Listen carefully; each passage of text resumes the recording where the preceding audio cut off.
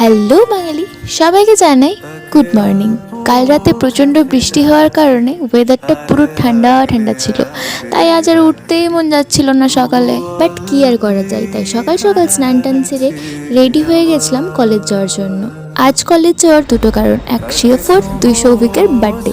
আর এই হলো birthday boy, আমাদের respected CR Souvik. Believe me, জন্মদিন আসা মানে জীবনে দুঃস্বপ্ন নেমে আসা। আর এই মারগুলো যার পিঠেই পড়ে সেই বোঝে বার্থডের আনন্দটা কি। বাট অন্যের জন্মদিন আসার মজাটাই আলাদা, ট্রিট পাওয়া যায় বেশ ভালো রকম।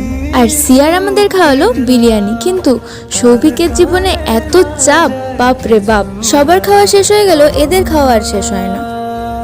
আর তারপরেই আসে আমাদের সেই বিখ্যাত কাহিনী। আজ মোটামুটি মন খুলে ভিজে নিয়েছি সবাই। বৃষ্টি ওয়েদারে এক কাপ চা না হলে হয়।